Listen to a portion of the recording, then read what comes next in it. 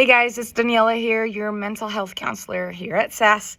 I was asked to do a video about coping skills, and so before I dive into coping skills, I kind of want to talk about why we need coping skills. And it's usually because we got triggers. And triggers are pretty much when something affects our emotional state of some sort. And it can affect us of where our emotions are kind of all over the place, or we feel like this intense amount of stress.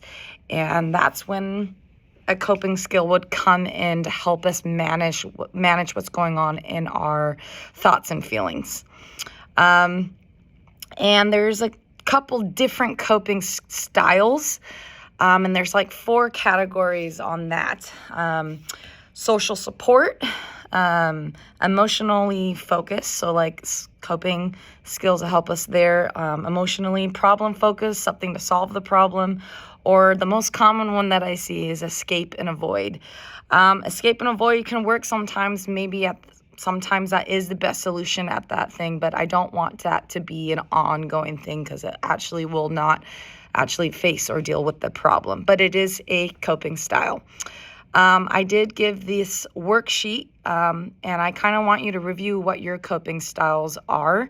The best way to work with this worksheet is actually if you have a problem or you know your triggers, you can kind of see where on that sheet would best fit the coping skill that you use at that exact moment. But in general, you can mark on that sheet coping skills that you usually do unconsciously, consciously. I think when I usually do therapy sessions, I usually ask what you already do. We do things that are already comfortable for us to do, and a lot of the coping skills that we do are things we didn't realize were coping skills. And so also think about that. And if you don't feel like you have coping skills or you don't feel like anything's working, that's when you maybe want to learn more. The thing with learning coping skills, and that I always preach, is you got to practice them. When you're in the middle of a crisis or under intense amount of stress or something triggers you right on the spot, if you have something you don't know how to do, it's going to become very overwhelming. So a common one is breathing. A lot of people tell me that breathing doesn't work for them, but really it's because they haven't really practiced it. And so if I were to explain how to do breathing exercises, when I used to see little kids and I would teach them how to breathe when they're feeling stress, I would do dragon breaths. And so I would teach them the 1, 2, 3 in through the nose, and then the 1, 2, 3, 4 blow out the fire. And so when you do that, I would practice them in session, but then I would also tell their parents, hey, practice that with them, when they're not under immense crisis, so that when they are about to freak out about something, all you have to say is, hey, remember those dragon breaths? And they've been practicing so much that they know how to breathe. They're like, oh yeah. Right?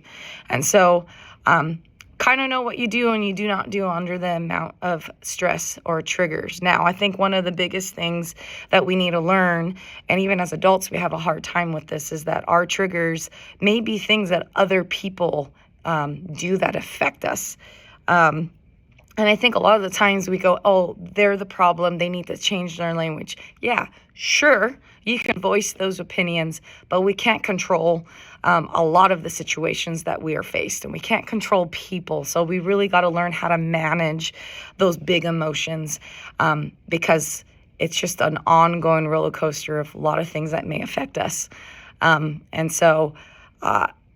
So kind of look over the worksheet, see what your style of coping is, and want you to answer these 3 questions.